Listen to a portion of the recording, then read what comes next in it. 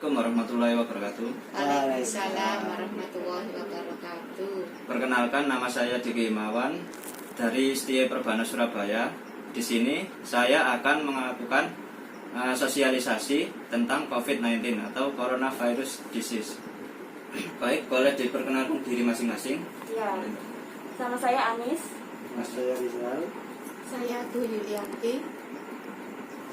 Pertama-tama saya akan menceritakan tentang awal mula kronologi munculnya virus corona ini. Berawal dari kasus lokal, COVID-19 menyebar ke seluruh dunia silih berganti dengan cara penularan yang disebut kasus impor dari luar wilayah asal atau transmisi lokal antar penduduk. Sejauh ini, berbagai peristiwa yang pertama kali terjadi berkaitan dengan COVID-19 agaknya belum memberikan gambaran utuh tentang virus ini. Kesimpulan sejauh ini, analisis para ahli menduga bahwa COVID-19 lebih kuat bertahan hidup di daerah bersuhu rendah dan kering, walaupun virus ini juga mewabah di negara-negara dengan kondisi suhu dan kelembapan udara yang sebaliknya. Virus ini juga lebih rentan menyebabkan kematian pada penduduk usia lanjut. Namun, ada juga penduduk di kelompok usia ini yang berhasil sembuh dan seorang bayi juga meninggal karena COVID-19. Rangkaian peristiwa pertama juga menunjukkan upaya para ahli untuk menemukan antivirus ini secepat mungkin. Sejauh ini, upaya tersebut belum memberikan hasil sesuai harapan. Rentetan awal munculnya COVID-19 sudah tidak asing di telinga masyarakat dunia. Cina tercatat sebagai negara yang pertama kali melaporkan kasus COVID-19 di dunia. Untuk pertama kalinya, Cina melaporkan adanya penyakit baru ini pada 31 Desember 2019. Pada penghujung tahun 2019, kantor Organisasi Kesehatan Dunia atau WHO di Cina mendapatkan pemberitahuan tentang adanya sejenis pneumonia yang penyebabnya tidak diketahui. Infeksi pernapasan akut yang menyerang paru-paru itu terdeteksi di kota Wuhan, Provinsi Hubei, Cina. Menurut pihak berwenang, beberapa pasien adalah pedagang yang beroperasi di pasar ikan Huanan.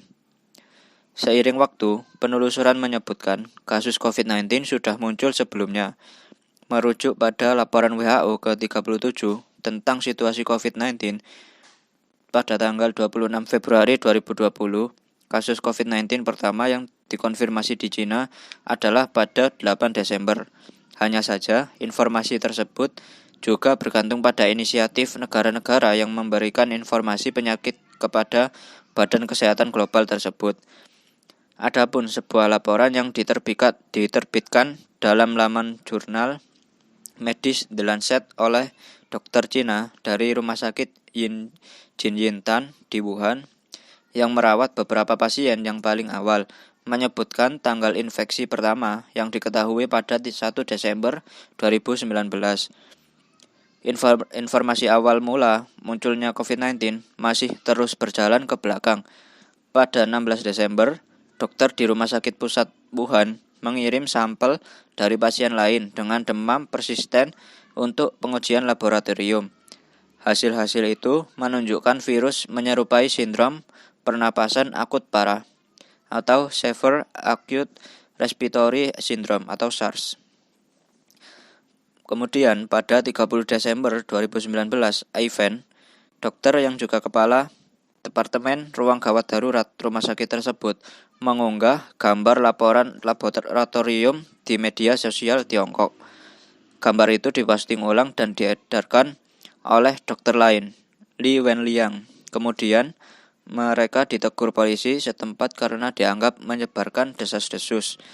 Li Wenliang kemudian dikenal sebagai whistleblower kasus COVID-19. Menurut data pemerintah Cina yang dilihat South China Morning Post, seorang penduduk Provinsi Hubei berusia 55 tahun kemungkinan menjadi orang pertama yang terjangkit COVID-19 pada 17 Desember pada 17 November 2019. Sejak tanggal itu dan seterusnya, 1 hingga 5 kasus baru dilaporkan setiap hari. Angka penduduk di Cina yang terjangkit COVID-19 menunjukkan tren eksponensial. Pada 15 Desember 2019, jumlah total infeksi mencapai 27. Peningkatan kasus COVID-19 harian mencapai 2 digit untuk pertama kalinya. Dilaporkan juga terjadi di Cina pada 17 Desember 2020. 3 hari berikutnya, jumlah total kasus penduduk Cina terkonfirmasi COVID-19 telah mencapai 60 orang.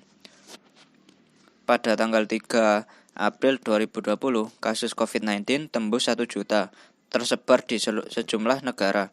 Sampai dengan tanggal tersebut, data Johns Hopkins University mencatat jumlah pasien positif virus corona mencapai 1.015.000 orang.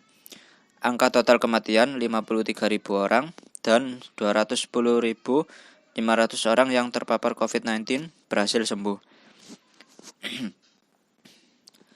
Lalu status dan pelaporan. Sejak 3 Januari, Cina telah secara teratur memberitahu WHO serta negara-negara dan wilayah terkait Hong Kong, Makau, dan Taiwan tentang wabah pneumonia tersebut.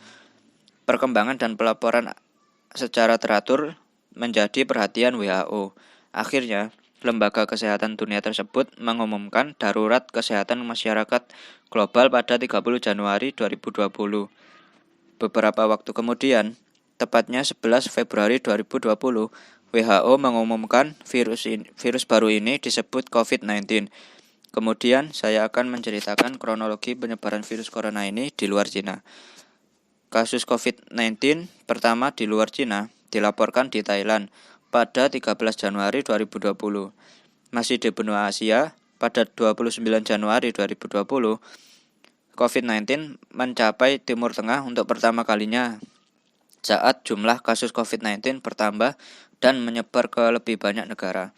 Saat itu, Uni Emirat Arab melaporkan kasus impor dalam keluarga 4 orang. 4 hari sebelum COVID-19 mencapai kawasan Timur Tengah, 2 benua sekaligus juga melaporkan masuknya virus yang sama. Prancis menjadi negara pertama di benua Eropa yang mengkonfirmasi 3 kasus COVID-19 tanggal 25 Januari 2020. Pada tanggal yang sama, kasus pertama COVID-19 juga merambah benua Australia. Kasus COVID-19 dikonfirmasi oleh Victoria Health Authorities tanggal 25 Januari. Departemen Kesehatan Commonwealth berhubungan erat dengan otoritas kesehatan Victoria dan telah memberitahu WHO. Pasien seorang pria dari Wuhan terbang ke Melbourne dari Guangdong pada 19 Januari. Dalam perkembangannya, COVID-19 menyebar ke benua Afrika tanggal 14 Februari 2020. Hanya berselang 11 hari, 25 Februari 2020, Kementerian Kesehatan, Penduduk, dan Reformasi Rumah Sakit Aljazair melaporkan kasus COVID-19 pertama di negara benua Afrika itu. Lalu, kematian dan kesembuhan. Korban pertama akibat COVID-19 terjadi 11 Januari 2020. Cina mencatat kematian pertama penduduk akibat COVID-19. Namun, lebih kurang 3 minggu kemudian, Cina juga mencatat adanya orang yang pertama kali mampu bertahan melawan virus corona. Pria berusia 23 tahun yang dikenal dengan nama keluarganya Huang tersebut bekerja di stasiun kereta Hankou. Pusat transportasi ini berlokasi sekitar 1 km barat dari pasar ikan Huanan, tempat yang dianggap sebagai awal munculnya COVID-19. Kurang dari sebulan berikutnya, tepatnya 2 Februari 2020, kematian akibat COVID-19 di luar Cina untuk pertama kalinya dilaporkan di Filipina. Pasien itu adalah pria Cina berusia 44 tahun dan diketahui sebagai teman wanita berusia 38 tahun yang dites positif COVID-19 pada 30 Januari dan kasus pertama di Filipina. Tanggal 1 April 2020, seorang bayi berusia 6 minggu di negara bagian Connecticut, Amerika Selatan, Amerika Serikat, meninggal karena COVID-19. Meninggalnya bayi itu menandai kasus kematian penduduk termuda yang sangat jarang dalam pandemi COVID-19. Perjalanan wabah COVID-19 juga menunjukkan kemampuan orang lanjut usia bertahan dari virus corona. Tanggal 8 April 2020, dilaporkan seorang perempuan asal Belanda berusia 107 tahun sejauh ini menjadi manusia tertua di dunia yang dinyatakan sembuh setelah mengidap COVID-19. Pembatasan pertama kali terjadi di Cina. Negara asal munculnya COVID-19, tanggal 23 Januari 2020 diberlakukan lockdown atau karantina di kota Wuhan. Wilayah Provinsi Hubei lainnya kemudian mengikuti dalam beberapa hari sesudahnya. Sejak pemberlakuan kebijakan di kota Wuhan, istilah lockdown atau karantina dikenal luas oleh masyarakat dunia. Sejumlah negara juga tercatat melakukan karantina. Pada 2 Februari, Filipina memberlakukan larangan perjalanan bagi wisatawan yang datang dari Cina, Hong Kong, dan Makau, dan masa karantina 14 hari untuk penduduk Filipina. Dalam upaya penanganan wabah, otoritas di sejumlah negara kemudian menerapkan kebijakan pembatasan yang beragam. Namun, kebijakan pembatasan yang berujung kerusuhan besar pertama kali dilaporkan terjadi di India pada tanggal 28 Maret 2020. Pada 27 Maret 2020, WHO mengumumkan bahwa pasien pertama akan segera terdaftar di Norwegia dan Spanyol dalam uji coba yang disebut Solidarity Trial. Uji coba ini membandingkan efektivitas 4 obat yang berbeda atau kombinasi obat terhadap COVID-19.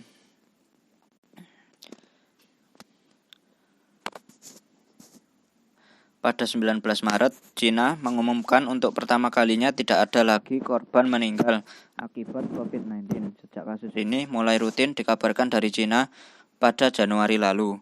Mendekati sebulan sesudahnya, tepatnya 10 April 2020, Vietnam mengumumkan tidak ada kasus baru COVID-19 di negara yang berdekatan dengan Cina itu. Kabar tersebut sangat mengesankan, mengingat belum ada korban jiwa dan hanya tercatat 268 kasus COVID-19 sampai dengan tanggal 17 April 2020 di Vietnam. Kesuksesan Vietnam menangani wabah COVID-19 tidak lepas dari ketegasan pemerintahnya melaksanakan karantina nasional. Kemudian saya akan menceritakan kronologi menyebarnya COVID-19 di Indonesia.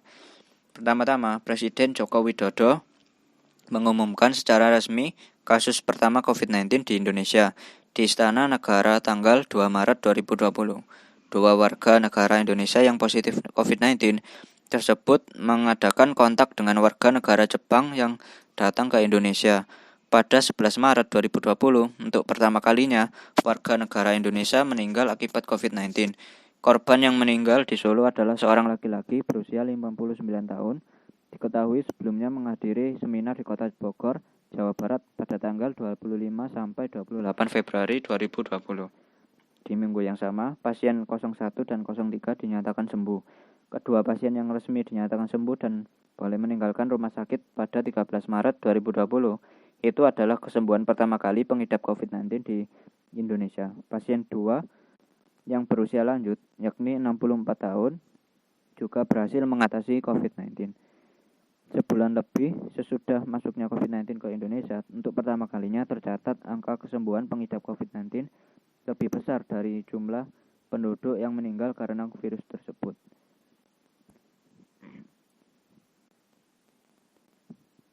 Hingga saat ini, angka kasus COVID-19 di Indonesia terus meningkat.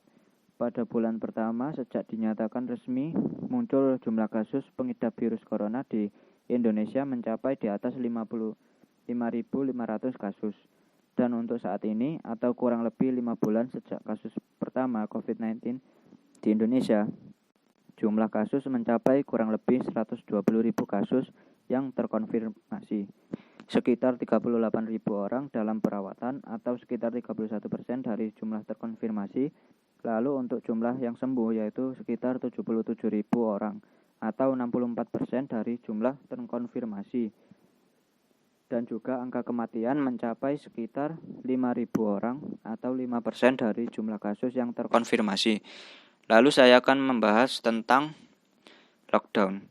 Karena dampak buruknya tak hanya membuat negara-negara waspada akan warga negaranya terjangkit, tetapi juga harus mewaspadai dampaknya terhadap perekonomian di negara tersebut. Karena kita kekurangan kapasitas dan tim medis, rumah sakit juga kekurangan APD, hal itulah yang mendorong pemerintah untuk melakukan lockdown. Lockdown bertujuan untuk memutus rantai penyebaran dan perhatian untuk warga supaya tidak keluar rumah, agar aktivitas berhenti secara total, agar tidak tertular dan menular.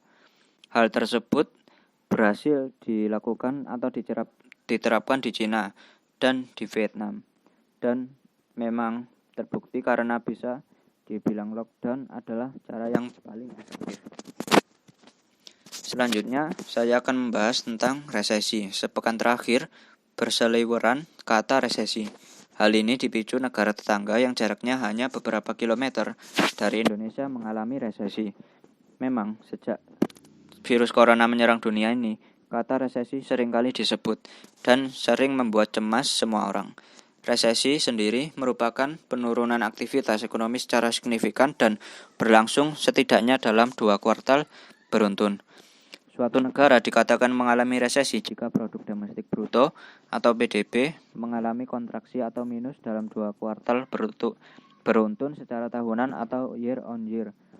Sementara jika PDB minus 2 kuartal beruntun secara kuartalan atau quarter on quarter, disebut sebagai resesi teknikal.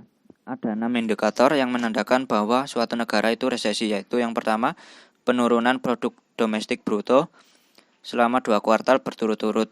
1 kuartal yaitu sama dengan 3 bulan. Yang kedua, penurunan PDB sebesar 1,5%. Yang ketiga, penurunan kegiatan manufaktur selama periode 6 bulan. Yang keempat, penurunan pekerjaan non-pertanian sebesar 1,5%. Yang kelima, menurunnya jumlah lapangan kerja di lebih dari 75% industri selama 6 bulan atau lebih. Yang terakhir, peningkatan angka pengangguran sebanyak 2 poin, minimal di angka 6%. Kali terakhir Indonesia pernah mengalami resesi yaitu pada tahun 1998. Kemudian, saya akan membahas tentang bahaya dan pencegahan virus corona. Pertama-tama, akan saya mulai dengan gejala pada orang yang terjangkit virus ini. Gejala-gejalanya yaitu seperti yang pertama demam, kedua batuk pilek, yang ketiga letih lesu, yang keempat sakit tenggorokan, dan yang kelima gangguan pernapasan atau sesak. Cara penularannya yaitu yang pertama tetesan cairan yang berasal dari batuk atau bersin orang yang terjangkit. Yang kedua kontak pribadi seperti menyentuh dan berjabat tangan. Yang ketiga menyentuh benda atau permukaan dengan virus di atasnya. Kemudian menyentuh mulut, hidung, atau mata sebelum mencuci tangan. Adapun bahaya yang ada pada virus ini. Yang pertama menyebabkan infeksi di hidung, sinus, dan tenggorokan bagian atas. Virus ini juga dapat menimbulkan lemas dan batuk kering. Yang kedua, pada kasus yang lebih parah, virus ini menyebabkan pneumonia, sindrom pernapasan akut, gagal ginjal, hingga kematian. Untuk saat ini belum ada vaksin untuk virus corona. Yang harus dilakukan jika terdapat gejala-gejalanya seperti batuk atau pilek, direkomendasikan untuk segera minum obat batuk atau pilek. Dan juga penting untuk meningkatkan daya tahan tubuh seperti mengonsumsi suplemen dan vitamin. Lalu selanjutnya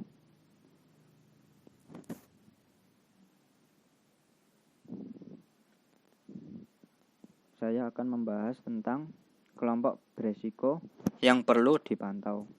Yang pertama yaitu orang tanpa gejala atau OTG. Orang yang tidak bergejala dan memiliki resiko tertular dari orang positif COVID-19. Orang tanpa gejala merupakan kontak erat dengan kasus positif COVID-19. Yang kedua, orang dalam pemantauan atau ODP. Orang yang mengalami demam 38 derajat Celcius atau lebih, atau punya riwayat demam, atau gejala gangguan tenggorokan seperti pilek dan batuk, dan 14 hari terakhir sebelum timbul gejala memiliki riwayat perjalanan atau tinggal di negara atau wilayah yang melaporkan adanya penyebaran di wilayah setempat. Orang yang mengalami gejala gangguan sistem pernapasan seperti pilek atau sakit tenggorokan, batuk, dan 14 hari terakhir sebelum timbul gejala memiliki riwayat kontak dengan kasus konfirmasi atau mungkin sudah positif COVID-19. Yang ketiga yaitu pasien dalam pengawasan atau PDP. Orang dengan infeksi saluran pernapasan akut atau ISPA, yaitu demam 38 derajat Celcius atau lebih, atau riwayat demam disertai salah satu gejala atau tanda penyakit pernapasan seperti batuk, sesak nafas, sakit tenggorokan atau pilek atau pneumonia ringan hingga berat, dan pada 14 hari terakhir sebelum timbul gejala memiliki riwayat perjalanan atau tinggal di negara atau wilayah yang melaporkan adanya penyebaran di wilayah setempat. Orang dengan demam 38 derajat Celcius atau lebih atau punya riwayat demam atau ISPA dan pada 14 hari terakhir sebelum timbul gejala memiliki riwayat kontak dengan kasus konfirmasi atau mungkin sudah positif COVID-19. Orang dengan ISPA berat yang membutuhkan perawatan di rumah sakit dan tidak ada penyebab lain berdasarkan gejala klinis yang meyakinkan. Yang keempat yaitu konfirmasi. Pasien yang terinfeksi COVID-19 dengan hasil pemeriksaan tes positif melalui pemeriksaan PCR. Yang kelima, komorbiditas. Penyakit penyerta yang menggambarkan kondisi bahwa ada penyakit lain, misalnya penyakit diabetes, hipertensi, kanker yang dialami dari penyakit utamanya. Cara menjaga diri dan keluarga. Yang pertama yaitu lebih sering mencuci tangan pakai sabun dengan air mengalir atau gunakan hand sanitizer. Yang kedua, konsumsi gizi seimbang dengan suplemen dan vitamin. Yang ketiga, tetap di rumah dan menjaga jarak. Yang keempat, aktivitas fisik atau senam. Yang kelima, istirahat yang cukup. Yang keenam, tidak merokok. Yang ketujuh, tutupi mulut saat batuk, bersin dengan lengan atas atau tisu lalu langsung buang tisu ke tempat sampah tertutup dan segera cuci tangan. Yang kedelapan, mengendalikan penyakit penyerta seperti diabetes, mellitus, hipertensi, dan kanker. Yang ke-9, segera mengganti baju atau mandi sesampainya di rumah setelah bepergian. Yang terakhir, bersihkan dengan disinfektan secara rutin benda-benda yang sering disentuh di rumah seperti perabot, meja, kursi, gagang pintu, dan lain-lain. 5 hal penting untuk mencegah COVID-19. Lalu selanjutnya meningkatkan imunitas atau kekebalan tubuh. Yang selanjutnya menerapkan etika batuk dan bersin. Gunakan masker. Lalu yang kedua, tutup mulut dan hidung dengan lengan atas bagian dalam. Yang ketiga, gunakan tisu dan buang di tempat sampah tertutup. Lalu yang keempat, segera cuci tangan pakai sabun dengan air yang mengalir. Selanjutnya, menjaga jarak atau social distancing atau physical distancing. Yang pertama yaitu jika harus ke tempat umum, gunakan masker. Yang kedua, jaga jarak dengan orang lain minimal 1 meter. Yang ketiga, hindari kerumunan atau keramaian. Yang keempat, hindari bepergian ke tempat wisata. Yang kelima, tidak menerima tamu atau berkunjung. Yang keenam, jangan pergi keluar kota atau ke luar negeri. Yang ketujuh, anak sebaiknya bermain di rumah. Yang kedelapan, tidak bersalaman. Yang kesembilan, bekerja, belajar, beribadah di rumah. Yang terakhir, jika Anda sakit, dilarang mengunjungi orang tua yang berumur di atas 60 tahun. Jika Anda tinggal satu rumah, jangan interaksi dengan mereka. Selanjutnya, isolasi mandiri. Jika Anda orang dalam pemantauan harus mengisolasi mandiri dan tetap tinggal di rumah. Hal-hal yang harus dilakukan yaitu gunakan masker, jangan pergi bekerja ke sekolah atau ke tempat umum, hindari pemakaian bersama peralatan makan dan peralatan mandi. Selanjutnya, harus mengisolasi diri dan memantau suhu tubuh dan gejala lainnya. Selanjutnya, melapor ke puskesmas terdekat tentang kondisi Anda. Yang selanjutnya, gunakan kamar mandi terpisah. Dan yang terakhir, bersihkan rumah dengan cairan disinfektan, terutama daerah yang sering disentuh. Dan selanjutnya ada tips untuk menghindari stres dan tetap optimis. Yang pertama, lakukan aktivitas fisik seperti membersihkan rumah, seperti menyapu, mengepel, mencuci, dan lain-lain. Yang kedua, berjalan-jalan di taman rumah dan tetap jaga jarak 1-2 meter dari yang lain. Yang ketiga, lakukan hobi di dalam rumah, misalnya membaca, masak, mendengarkan radio, dan menonton TV. Yang keempat, makan makanan bergizi seimbang, minum air cukup, dan menghindari rokok. Yang kelima, buka jendela rumah, usahakan dapat sinar matahari. Dan yang terakhir, berkomunikasi dengan keluarga melalui telepon atau lewat media sosial.